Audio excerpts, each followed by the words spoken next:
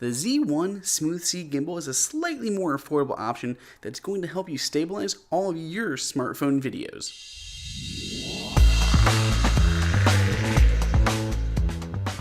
Welcome everyone, it is Andrew here from iDownloadBlog. Today I have the Z1 Smooth C Gimbal for pretty much any smartphone. This will work with smaller smartphones as well as up to about 5.5 inches, including the iPhone 6s Plus. Now, there are many different gimbals on the market for smartphones, and this one is a slightly more affordable option. It's going to come in between $215 and $250, which is still quite expensive, but when you see how good the videos actually look on this compared to holding them just in your hand, if you take a lot of videos, this may be something you should look into. In the box itself, you will have the batteries and the battery charger, a micro USB cable, which will be to charge the batteries as well as to plug in to the computer. You'll have a counterweight if you have a larger smartphone, and then you'll have the actual unit itself, the Z1 Smooth C Gimbal. So if we start with the batteries, you will receive two 18350 3.7 volt lithium ion batteries. It'll have this nice little charger that you can use to charge these batteries, and that side of that charger just has a micro USB port that you can plug in and just plug it into basically any wall adapter that you'll have for any smartphone camera, or just plug it into your computer. There are lights on top that are red when charging and blue when finished. The gimbal itself is all metal, which is very nice. There's a joystick right there in the center that can move as well as click as a button. There's the micro USB port on the side and the on and off button on the other side of the actual handle itself. Like most gimbals, it is a little bit awkward when not turned on because there are a lot of these joints that kind of flop about. The one thing that I did know is inside of here, this is just kind of foam overlaying where the actual wires are, which I feel like could be a little bit nicer. The actual grip itself here that's holding onto the phone has a tripod mount underneath, which is nice, but it feels like kind of a stock part. Like, it does not feel very sturdy and it's plastic compared to the other better ones on the market. They're gonna be metal and hold on a little bit better. This is also very tight. If you have a larger phone like an iPhone 6s Plus, it is very close when you're actually trying to fit the phone in there. It almost does not fit. It does, but it almost doesn't. When you first pick this up, it may take a little bit to kind of figure out the orientation of this, but be sure it's not too bad.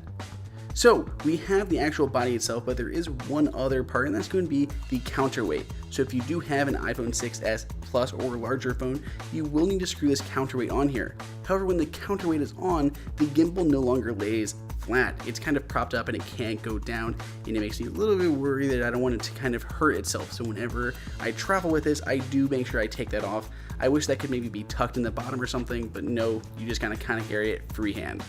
The phone itself goes in easy enough, pretty much any of those kind of iPhone grip mounts that'll work for tripods, but you have to be a little bit careful in the bigger phones because it is quite a bit tight, so you just don't want to scratch it or do anything else. It is plastic and is rubber coated, and when the phone is in here and this is off, it's going to flop around a bit. It's going to be kind of awkward, so you don't want to smack the screen anywhere, but once you turn it on, it springs to life.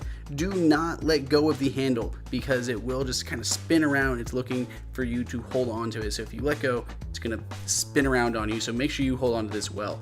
And now you can see here, we're just in one of the modes, but we can just move around freely and it'll keep that phone locked perfectly in position.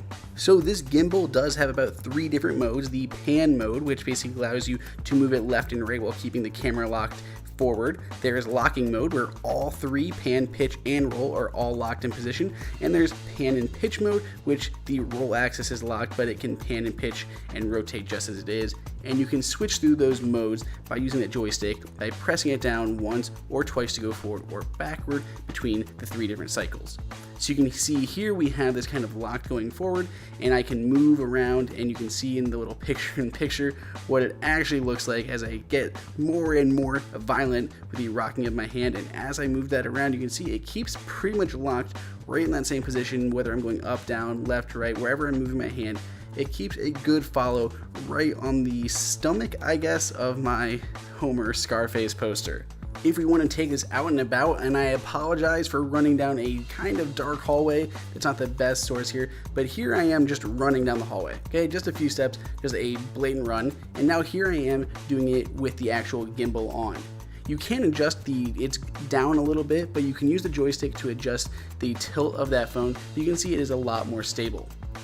What I really like about this is you actually can upgrade the firmware. So when I got mine, it was a little bit, it kept kind of drifting off to the side. But thanks to the little utility for Mac and Windows, I was able to easily upgrade the firmware, and now it is even more accurate than when I had originally started reviewing this. It also has a couple different calibration modes. You can calibrate it offline by basically setting it on the counter, and that's going to help make sure it knows where perfectly level is. And you can also calibrate it using that utility for Mac or Windows. There it gives you the actual numbers of where it's angled, and you can adjust that till it's perfectly level.